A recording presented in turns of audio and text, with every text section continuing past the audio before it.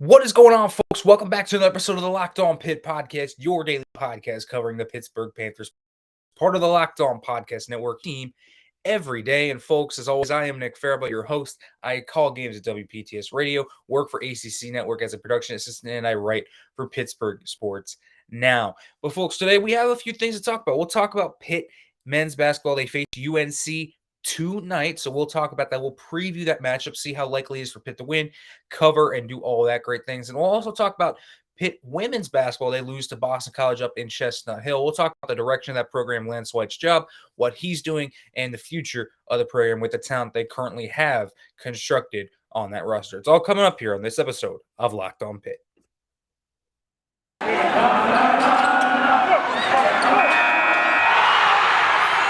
You are Locked On Pitt, your daily podcast on the Pittsburgh Panthers, part of the Locked On Podcast Network, your team every day.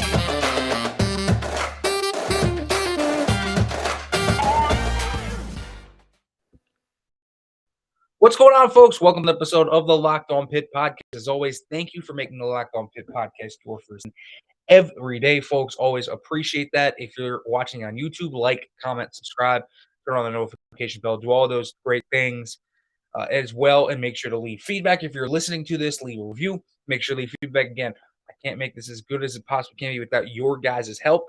Always appreciate the support. The feedback is invaluable. So I always need that from you guys. Now, folks, today, I think to lead it off, we're absolutely going to talk a little bit about Pitt facing North Carolina, because this is a game where Pitt probably doesn't feel too good about it. I think they're 14.5-point underdogs. UNC's 18-7 overall, 10-4 in the conference. You know, it's a team that has played well enough all year to potentially get themselves a tournament spot, to be quite honest with you. I don't think they're a great team, but I also don't think they're so, I don't think they're so prone to losing. You know, they lost to Wake Forest bad. They lost to Miami bad. They got beat by Kentucky bad. They lost a close game to Notre Dame and lost by 20 to Duke. But outside of that, they've won. Clemson kept it close with them. So did Louisville, though. And so it's not crazy to think Pitt might have a chance here. And by that, I mean, it's a long shot. But Pitt has showcased the ability to stay tough with teams and at times really make competitive teams even sweat a little bit. So we'll see. But I think that this is one where Pitt can definitely give things a little bit of run. Now, there are obvious questions that have to be answered for this, because let's take it for what it is. UNC is a much more talented roster. Just straight up.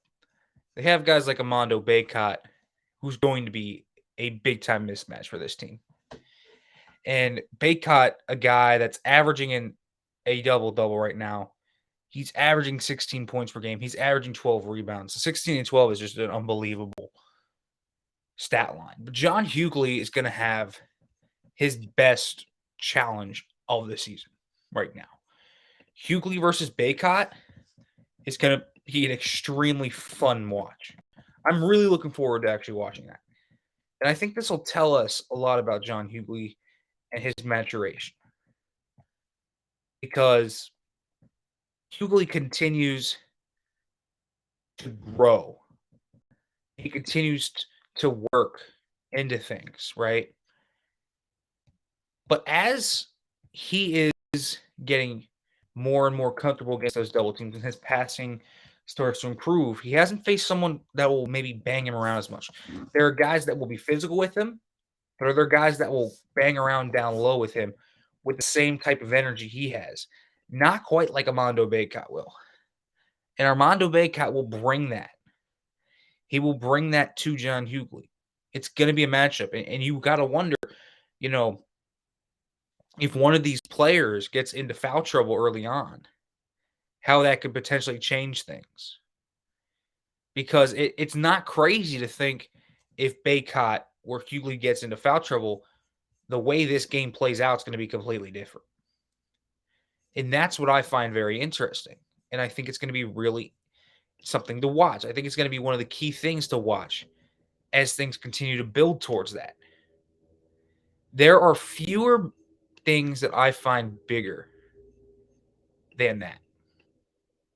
And that Bacot has got to be limited on the boards. It's going to be about John Hugley. It's going to be about Mogi. These two guys are going to have a big time challenge.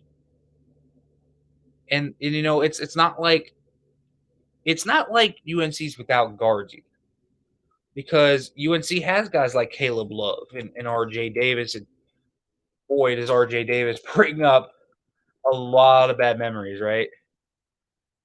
One that you felt like Pitt was going to get, and then he goes to UNC because the big fish get involved. But guys like Caleb Love have had really good impacts on this team. And yes, you know, Baycot's not the only big man that they have. Leaky Black's another guy in there that's played a lot for them. But understand, he is the main dude. But Caleb Love, RJ Davis, those three are going to be big players. And so Pitt's going to have to continuously work on the boards and everything. And there's a few big matchups, I think, in this game, because Pitt's actually run a decent bit more offense in their past few games. And it's more importantly about their screen game, because they feel more comfortable using it and they feel like they can kick off of it more, right?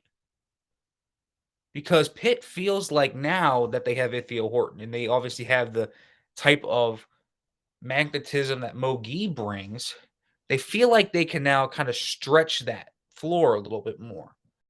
And by that, I mean they feel like that if they can drive and there's not a clear lane, they have guys to kick it out to. They have guys to kick it to the wing, the corner.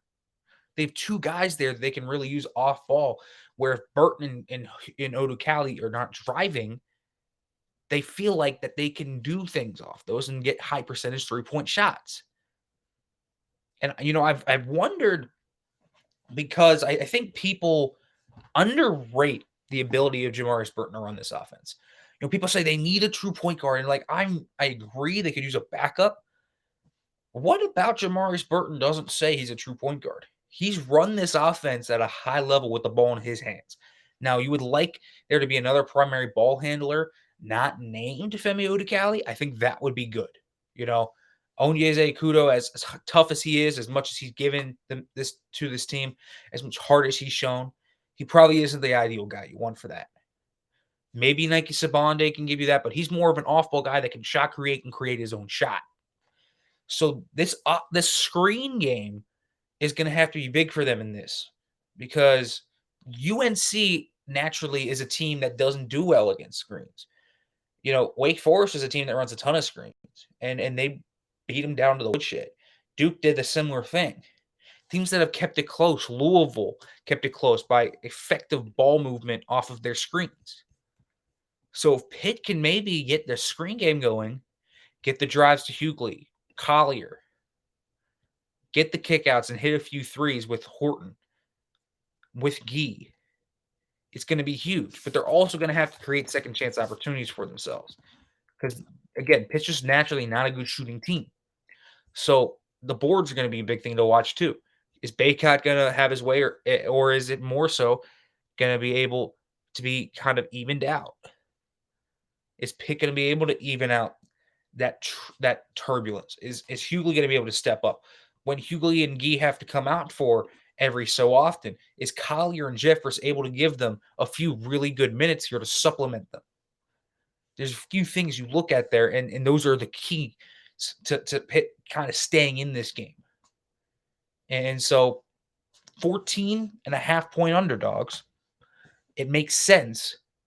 But that screen defense for UNC is going to loom large, because if they're bad and they're leaky and Pitt can get their screen game going and the ball movement that we've seen the past two games continues to show up, Pitt might have a chance here. There's going to be a lot of things that have to go right for Pitt. But we'll continue to talk about this and preview that matchup. But first, folks, let me let you know about Built Bar, because right now in February, as we get after Valentine's Day, I know it's the time of year where your New Year's resolutions start to fall off, but not this year, because I have the solution for you. Built Bar. And have you tried the Built Bar Puffs? Because if you haven't, you're missing out on one of Built Bar's best tasting bars.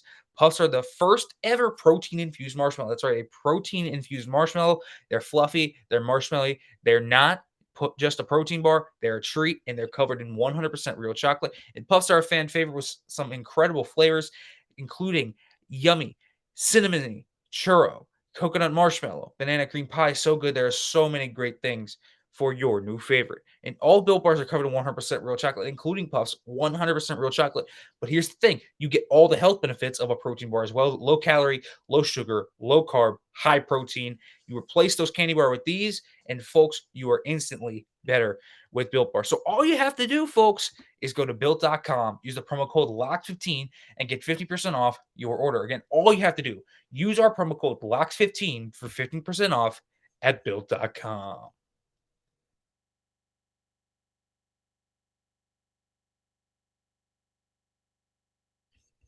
All right, folks, welcome back to the Locked On Pitt podcast as we continue to talk here about UNC Pitt and what I want to see in this game. And I continue to talk about the evolving type of offense that Pitt brings and what they can build. And I think that screen game is going to be something, their pick and roll game, especially, is going to have to be big. And I know Stephen Gertz of Rivals has talked about Spain pick and roll as something that Pitt has run a lot of, and I feel like that's something that they've actually run really well, a lot better. And so, I kind of saw that and I was like, well, what's Spain pick and roll? And it's, a back screen for the picker as they roll to the hoop, and there's all of this different type of, it's basic stuff essentially. It's like it's not a crazy thing. It's not like it's revolutionary, and I noticed a lot of, the Suns run it a lot. I'm a Hawks fan as well, and the Hawks do run it a lot as well. But what you can do off stuff like this is you can also put a guy in that wing as the third mesh guy to it, right?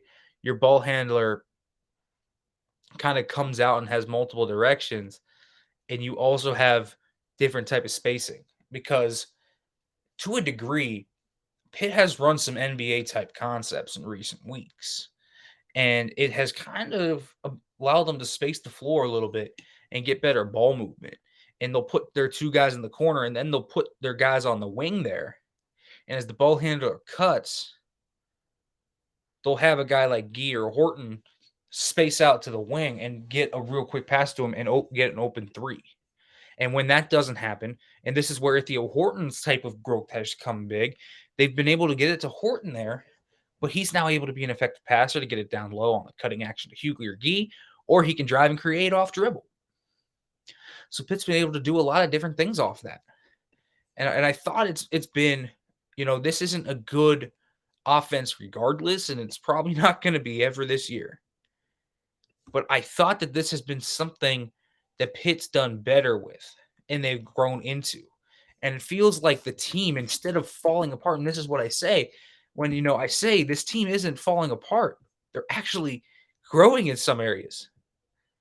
That's kind of the cool thing about it all.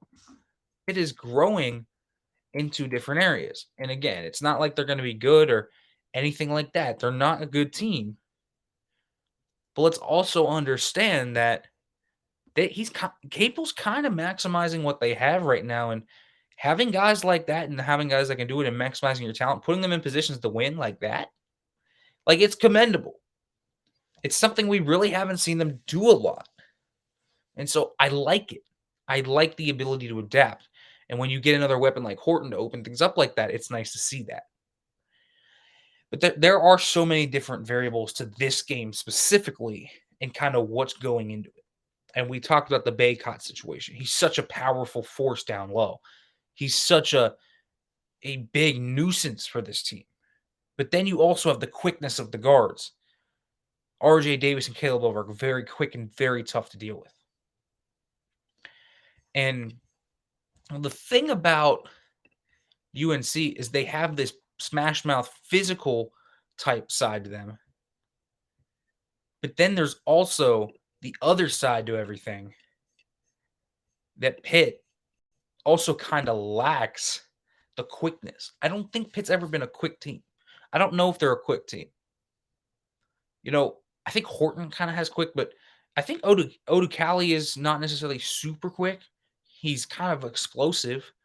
But you have the only guy that I say like has super tons of quickness and explosiveness is Onyeze Kudo. It feels more like Burton. He has solid handles, but he's got more of a physicality to him that makes him a mismatch. Oducali is a mismatch physically. And because he's such a roller to the hoop, he feels like he's such a tough stop, and he is for that reason.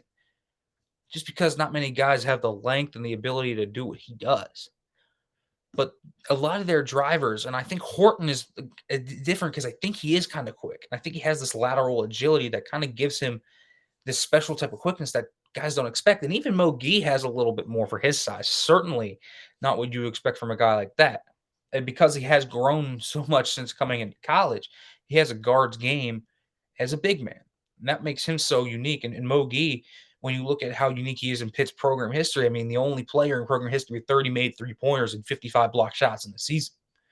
So he's a very different style of player, even from when Pitt's had many good fours over the years. Many good. DeJuan Blair is obviously going to be the one, a ton of good big men. And in that, there's going to be guys, Chevy Troutman, Aaron Gray. I mean, there's so many guys. You can go back even further. But he's kind of unique in that realm. And so I do like that Jeff Capel and what he's done has built an identity for the team. And they have these ideas and they implement them and they go forward with them. He kind of does what he has to do. And if they can stick to their identity here and do some things, maybe they have a fighting chance. I'm certainly not going to pick them. I'm going to pick UNC to win this one. But I also think, that this one could be interesting. And we'll see how dialed in Pitt is. Can they fix their first half woes too? Why do they come out slow and pick it up in the second half? The first and second half splits are crazy. And it's not just, for the team. You look at the team players. I mean, Burton is a crazy first half versus second half player. Ithiel Horton in recent weeks has been a second half player. Femi Oducali has been a second half player. So can they sustain a first half enough to where they're actually competitive and don't have to come back from 20 in the second half? Because building those deficits is also going to be a way where Pitt can lose this game and lose what they're doing. So lots of things to watch, but Pitt overall, when you look at what they are doing here, I think they're starting to build an identity, and I'm going to commend Jeff Capel for that. But also, this is going to be a tough one. They just don't have the talent level to match UNC, and that can catch up to them. You can do all the X's and O's. You can try and maximize your guys' ability, but the Jimmies and Joes, I think, are always the most important. We'll see if Pitt can overcome that. Obviously, Pitt has some talent, but the guys are going to have to really step up to this level from this level. So it's going to have to be consistent for Pitt.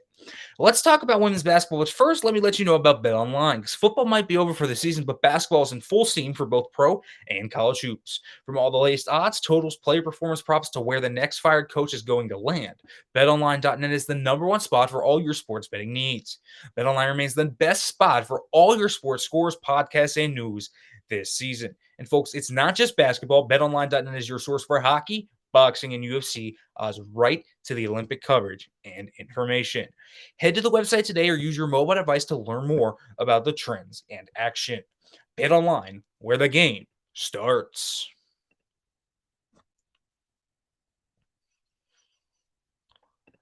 All right, folks, welcome back to the Locked On Pitt podcast here as we talk a little bit about Pitt women's basketball because, we haven't checked in on them in a while.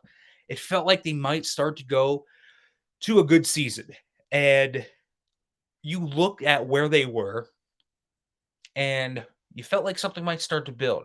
But now they're 2-12 in the conference. And things have kind of fallen out from under them. They've lost games they probably shouldn't have lost. It's not a great look, I guess, for the team. But also, this one is complicated because I know Lance White wants to match his conference win total from last year, which was 3. He's already doubled his win total from last year in terms of overall wins. In terms of overall wins, Pitt's done a job at such a high level. And I'm serious about that. Pitt is really come out of the non-conference schedule. They played with the purpose. They had a few really good games, and I feel like in a lot of these conference games, it's a lot of the same story. Like I go back to Texas A&M, where they faced a ranked Texas A&M down in the Virgin Islands early this year, had the lead late, let it slip, ended up losing by 10 plus. And you kind of see a lot of the same story with a lot of these games.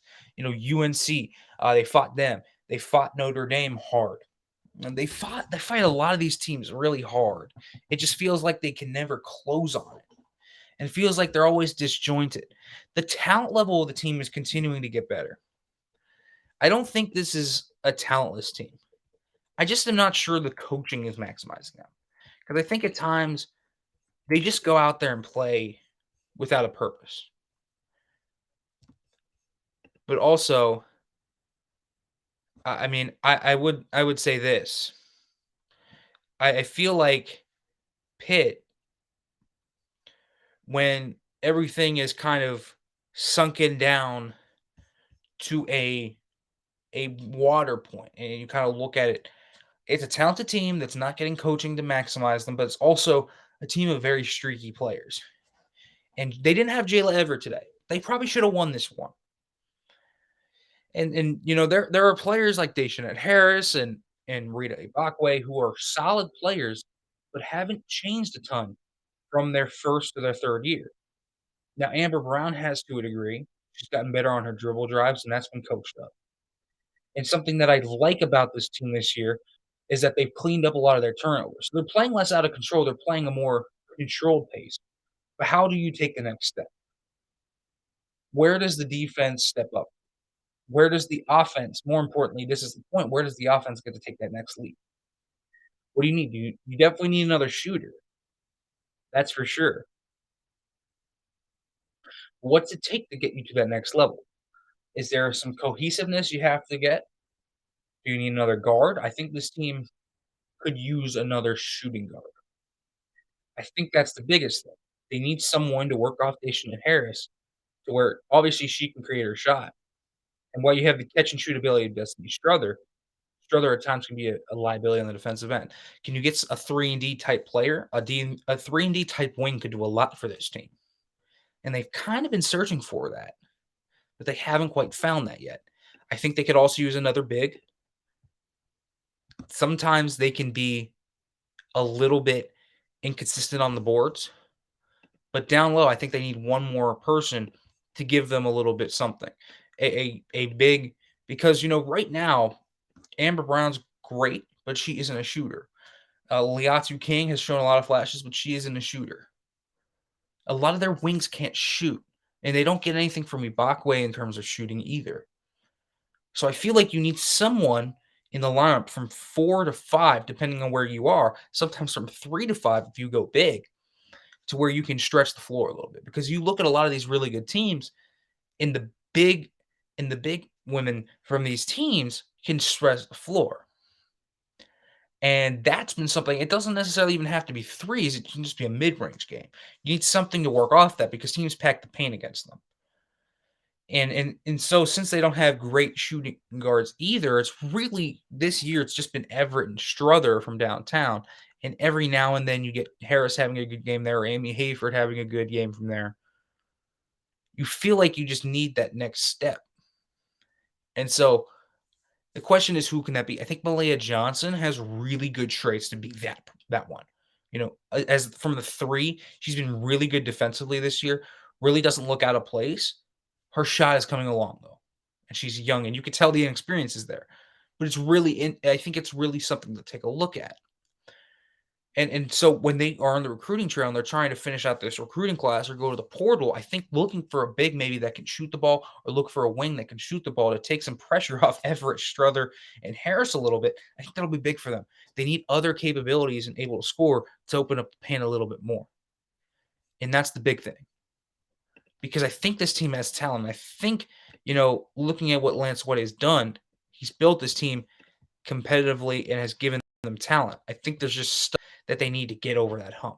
And I think they need the presence of shooting to open up their paint a little bit more, whether that's from the 5, whether that's from the 3, whether their wings can do it, whether they get another guard that can do it and they play 1 through 3 a little smaller. It depends. But I think there's ways in which Lance White can expedite this process, and I think that Pitt can continue to improve and take the next step up. They just need a few more pieces to get there. All right, folks, as always, thank you for listening to the Locked On Pitt podcast. Tomorrow we'll break down Pitt versus UNC, what happened there. We'll talk about that. And also, if any other news breaks, we'll obviously talk about that tomorrow as well. So, folks, as always, thanks for listening. As all you ended, as always, hail to Pitt.